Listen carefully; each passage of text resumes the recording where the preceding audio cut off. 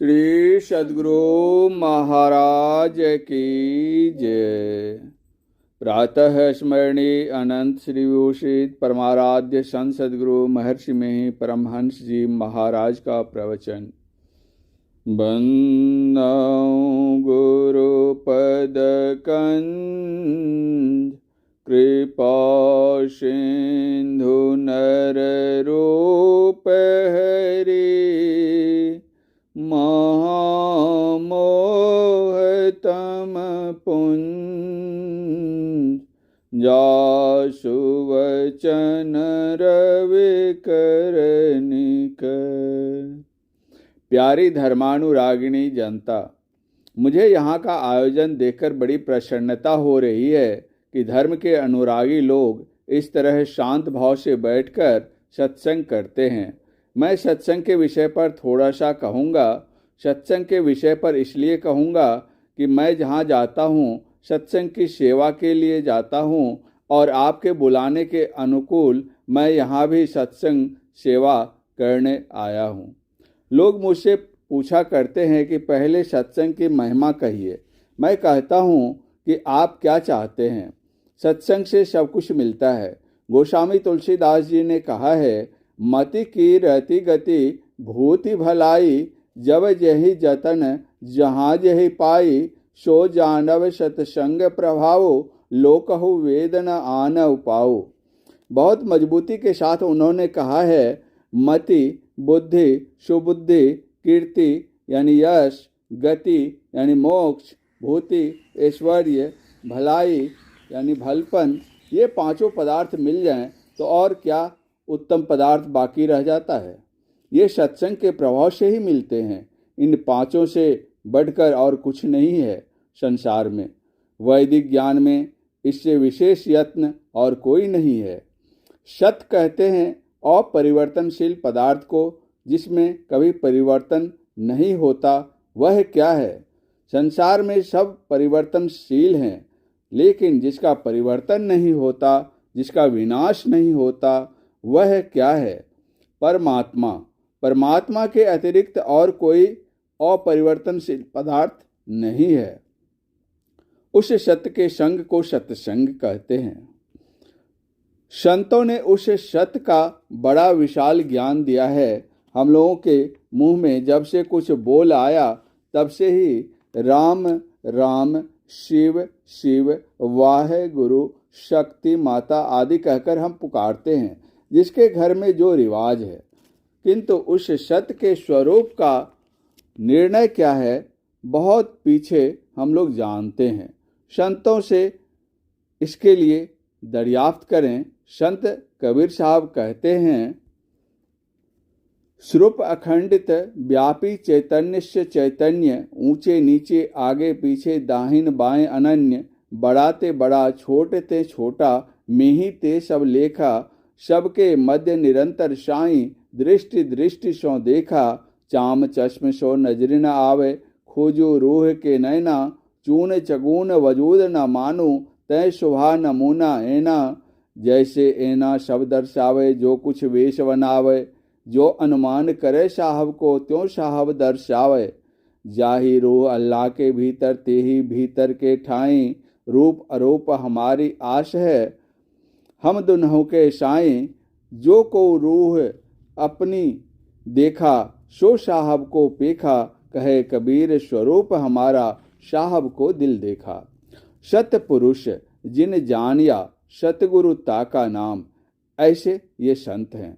इसीलिए इनके यहाँ जाकर पूछते हैं। संतों के संग में रहकर, उनके अधीन में रहकर श्रवण करना भी सत्संग है। बाबा नानक देव के पास जाता हूँ तो उपदेश मिलता है, अलख अपार अगम अगोचरी, ना तिसु काल न कर्मा, जाति अजाति अजोनि संभव, ना तिसु भाव न भरमा, साचे सचियार बिटहु कुरवानो, ना तिसु रूप बरनु नहीं रेखिया, साचे शब्द निशानो, ना तिसु मात पिता सुत बंधप, ना तिसु काम न नारी, अकुल निरंजन अपर परम्परु, सगली ज्योति तुम्हारी, घट घट अंतरि ब्रह्म लुकाया, घट घटी ज्योति सवाई, बजर कपाट मुक्तय गुरमति निर्वह तारी लाई। जंत उपाई कालू सृजंता बशगति जुगति सवाई। सतगुरु सेवी पदार्थु पावई छूटही शब्दु कमाई। सूचे भारे साचु समावय वेड़ले सूचाचारी। तंतय कऊ परम तंतु मिलाया नानक शरणी तुम्हारी। गोस्वामी तुलसीदास जी के पास जाने से वे कहते हैं, व्यापक व्याप अखंड अनंता अखिल अमोघ शक्ति भगवंता। अगुण अदर्भ गिरागो तीता शवदर्शी अनवद अजीता। निर्मल निराकार निर्मोहा नित्य निरंजन सुख संदोहा। प्रकृति पार प्रभु सब उर्वासी ब्रह्म निरीह बिरज अविनाशी। यहाँ मोह कर कारण नाही रवि सन मुख तम कबहु की जाही। इस तरह संतों से हम ज्ञान पाते हैं। ईश्वर के संबंध में हमको सब मजहबों से विदित कराया गया है कि वह सबसे प्रथम का है, उससे पहले का और कुछ नहीं। सबसे पहले का जो परम सनातन पदार्थ है वह कैसा है, प्रकृति मंडल को भरकर भी पड़े है। प्रकृति पार प्रभु सब उर्वासी ब्रह्म निरीह बिरज अविनाशी। विंध्याचल के उत्तर 3 संतों कबीर साहब, गुरु नानक साहब तथा गोस्वामी तुलसीदास जी महाराज को लोग विशेष रूप से जानते हैं। ईश्वर के संबंध में इन संतों के वचनों से जानने में आता है कि तीनों के वचन एक हैं। कबीर साहब ने अनंत, गुरु नानक साहब ने अलख अपार और गोस्वामी तुलसीदास जी ने भी अनंत कहा। कबीर साहब ने कहा कि वह चेतन आत्मा को भी चेतन करने वाला है। आगे पीछे ऊपर नीचे अर्थात सब तरफ वह है, सबसे बाहर और सबके भीतर है सब में सब ही ते न्यारा। गुरु नानक देव जी ने अलख अपार कहकर अनंत को ही जनाया है और उस पर अपने को निछावर करने कहा। सबसे पहले का पदार्थ कैसा है? सबसे पहले का पदार्थ कुछ न कुछ अवश्य होना चाहिए। जिसके अतिरिक्त कुछ अवकाश बच जाए वह सबसे पहले का नहीं होगा। जो सबसे पहले का होगा वह सर्वव्यापक और उससे भी बड़े होगा। उसके अतिरिक्त और कुछ नहीं होगा। जो असीम है, अनंत है, ऐसा पदार्थ सबसे पहले का होगा। ऐसा नहीं मानने से सब ससीम मानना होगा तो प्रश्न हो जाएगा कि उससे परे क्या है। एक अनादि अनंत कहे बिना प्रश्न हट नहीं सकता। जो अनादि अनंत है वह सबसे विशेष व्यापक होगा। जो सबसे विशेष व्यापक होगा वह सबसे विशेष सूक्ष्म होता है।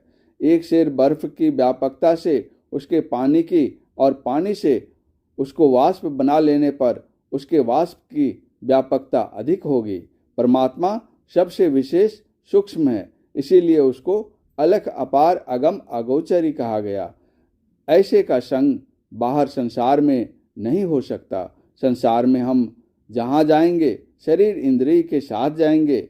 हम बाहर संसार में जाकर ईश्वर का संग करें, हो नहीं सकता है। बाहर का ख्याल छोड़कर अंदर की ओर चलें, तब उसका संग होगा। जैसे जैसे हम अंदर जाते हैं शरीर और इंद्रियों का ज्ञान छूटता जाता है।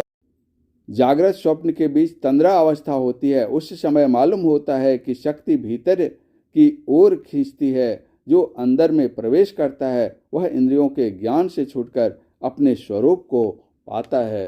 परम पूज्य गुरुदेव का यह प्रवचन भागलपुर जिला अंतर्गत सूजागंज स्थित सिख गुरुद्वारा में दिनांक 5/8/1962 ईस्वी के सत्संग में हुआ था। श्री सद्गुरु महाराज की जय।